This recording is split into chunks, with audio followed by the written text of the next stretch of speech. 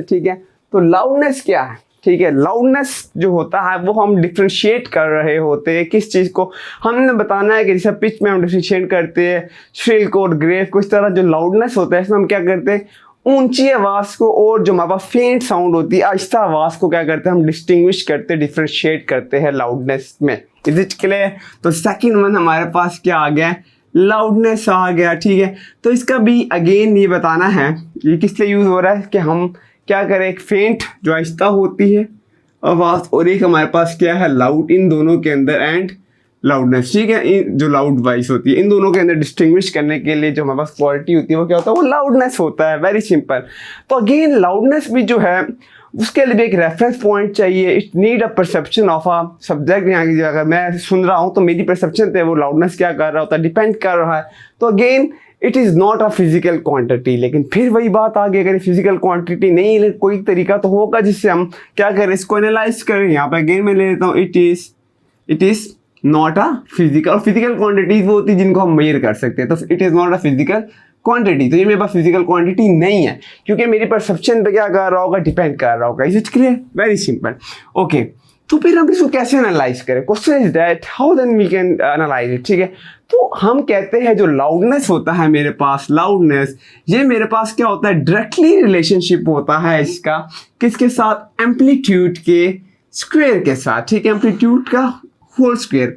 आप कहोगे सर जी स्क्वायर कहाँ से है, तो इसके बाद नेक्स्ट हमारा टॉपिक है इंटेंसिटी ऑफ साउंड, उसमें मैं बताऊंगा कि स्क्वायर कैसा है। ये बेसिकली काइनेटिक एनर्जी जो kinetic energy equal to 1/2 mv square है, उसी v स्क्वायर से हमने ड्राइव करके यहाँ पे ये एम्पलीट्यूड का स्क्वायर बनाया होता है। मैं इंटेंसिटी जो नेक्स्ट हमारा टॉपिक है उसमें बताऊंगा, ठीक है।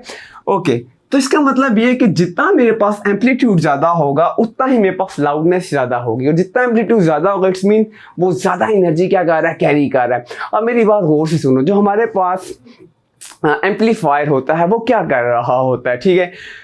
आपने देखे होंगे बड़े बड़े स्पीकर होते हैं वो एम्पलीफायर के साथ लगता है, तो वो फ्रीक्वेंसी नहीं बढ़ा रहा होता। अगर वो फ्रीक्वेंसी बढ़ाने लग जाएगा तो हमारे पास पिच में वो क्या करने लग जाएगा, पिच श्रिल कर देगा, मतलब कि हमारा जो वॉइस होगी उसको श्रिल करने लग जाएगा।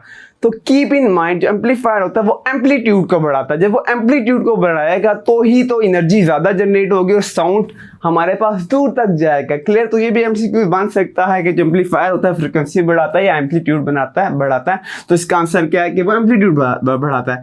अब जिसको पता है एम्पलीट्यूड क्या है तो ठीक है, नहीं पता तो मैं यहाँ बता देता हूँ।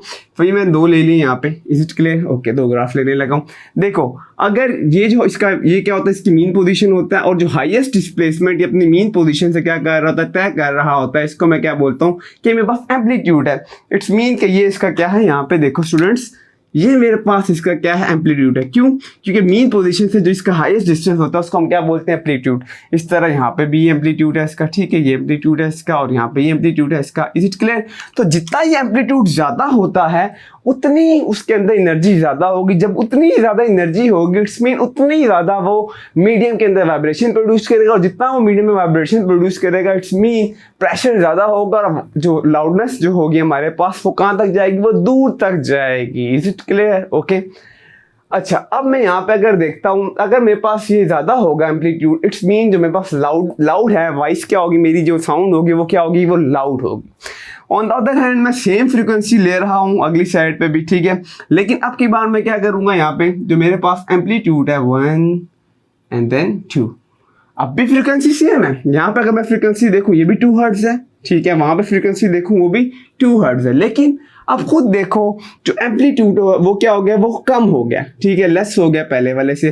तो अगर एम्पलीट्यूड कम हो रहा है इसका मतलब है उसकी लाउडनेस कम होगी। लाउडनेस कम का मतलब है मेरे पास वो जो साउंड होगी वो क्या हो जाएगी, वो फेंट साउंड हो जाएगी। इस के लिए वेरी वेरी वेरी सिंपल, ठीक है, वेरी सिंपल।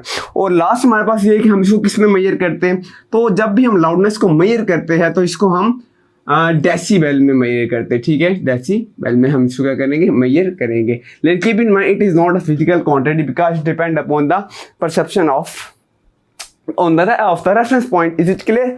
ओके, नेक्स्ट हमारे पास जो टॉपिक है वो ये है कि दोनों को क्या किया हुआ है, डिफरेंशिएट किया हुआ है, लाउडनेस को और हमारे पास पिच को, ठीक है।